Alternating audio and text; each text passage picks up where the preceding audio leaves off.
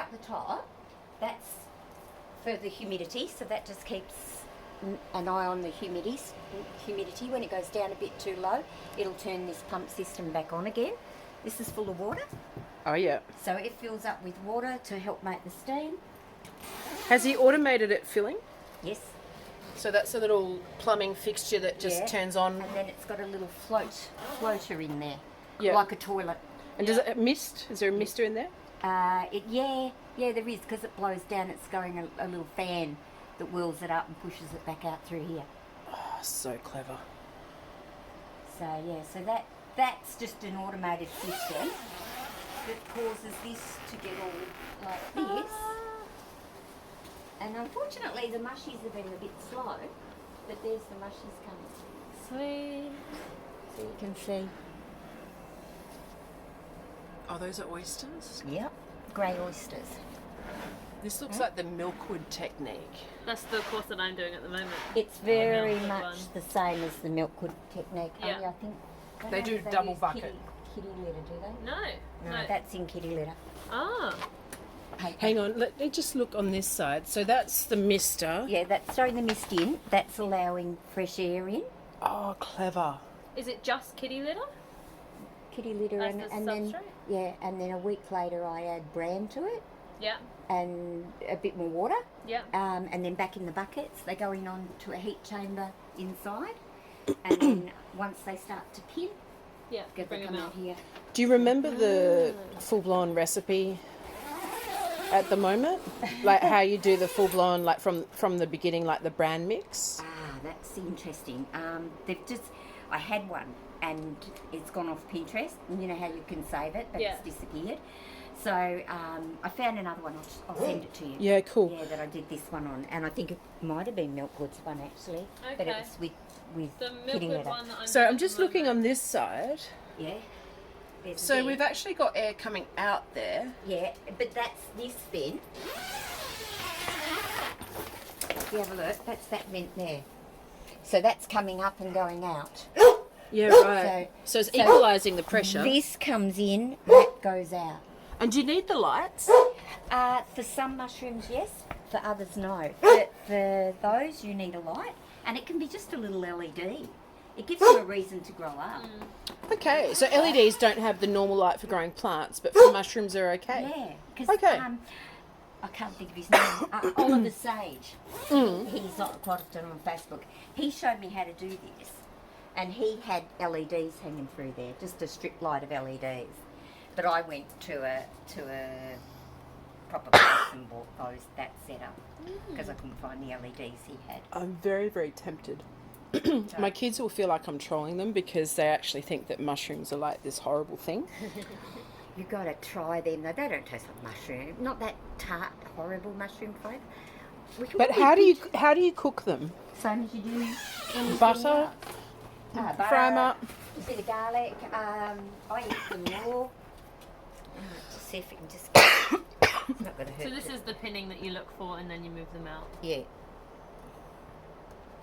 Thank you. They're only tiny. I'm sorry. I was hoping they'd be really big by Thank this you week. so much. It'll be temperature dependent, I suppose. Yeah, it's exactly what it's been. With the way the weather's been changing, we haven't been able to... So they're not as tart, not as got that real earthy Good taste. flavour though. But you can get yellow ones and pink ones, Yeah. and some of the little, I'm trying to think what they're called. They've got a little head on them, and they're... Enoki, maybe. I've got the gnocchis. I'll show you how I'm growing those. But some of the others have got a different flavour again. I just can't think what they are. That's you all How right. long have you been doing the mushrooms? This will be... I didn't do them last year because I had Mum here. Yeah. So this will be the 4th year that Okay. I've done them. Yeah. Cool. So And self-sufficient in mushrooms, right? most of the time, when I'm up and running now, I'll have that going rotation every 2 weeks. So we'll get more than we need, and like I give them to friends and I dry them.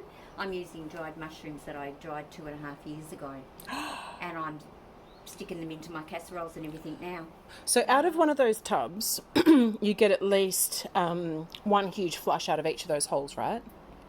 No, we'll get one huge flush out of each hole, and then I'll feed them. I'll give them a 2-week break in the fridge, and then I'll refeed them with bran again, and I'll get another flush. Do the same again after 2 weeks, and I might get another flush again. Wow.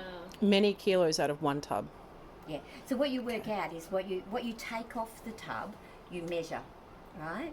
And then when you rehydrate it, you put the same amount of fluid back in that your weight was of your mushrooms. So if you get a 1.2 kilos of mushrooms, you need to give that spawn and everything 1.2 kilos of moisture with bran.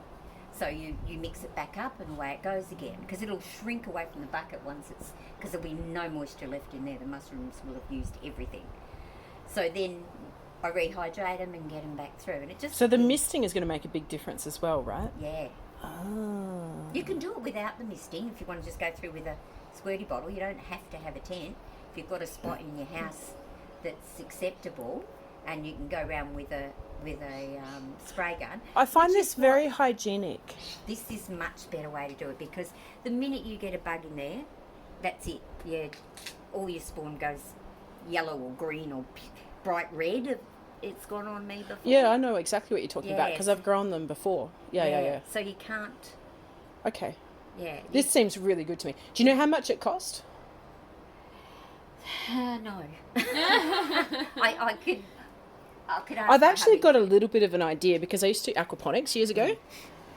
So, like, I don't know about that stuff, but this kind of thing, That makes all sense of to you? that's pretty straightforward. This is just a plain bucket from Bunnings. Yeah, exactly. With water. And then there's a Yeah. mister inside, Yeah. and the plumbing fixture for the And like height. like a toilet.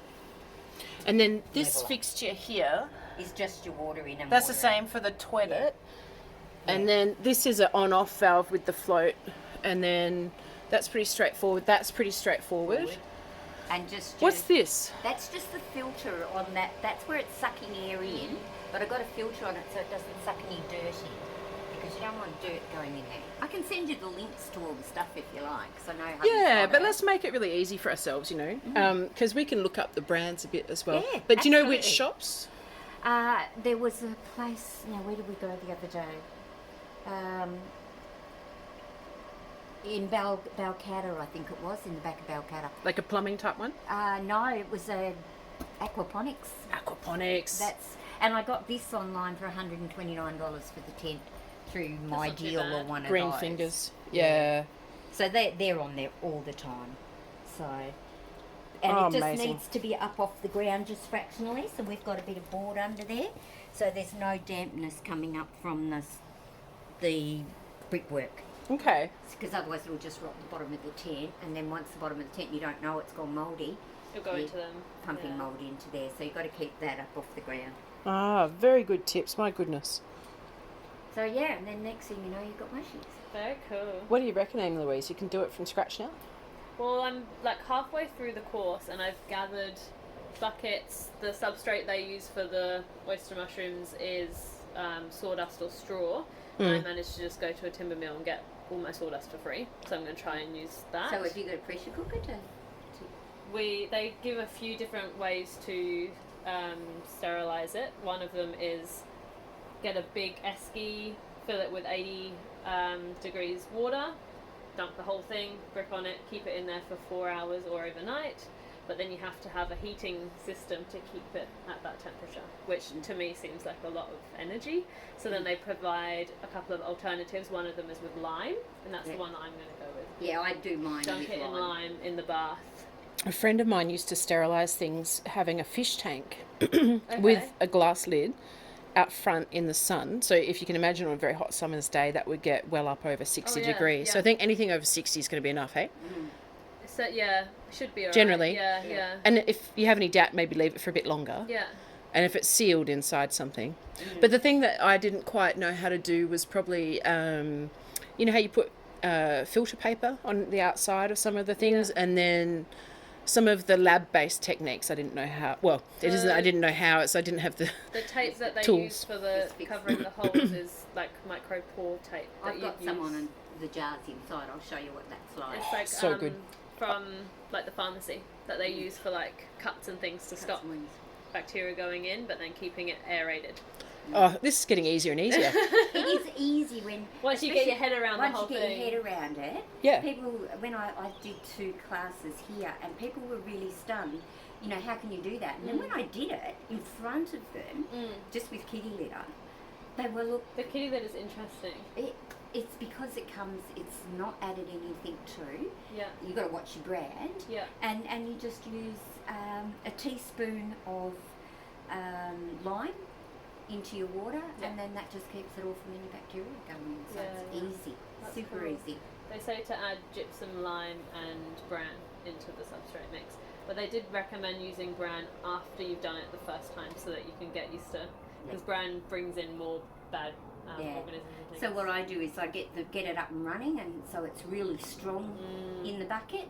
Then I add my bran. I give them another 100 mils of water and bran, and when mix it's it up. stronger to kind of when it's able to handle it, that and makes it sense. seems to work. Do you use like boiling hot water over the bran, let it cool, and then put it on, or no? So just not sterilised. Just lime.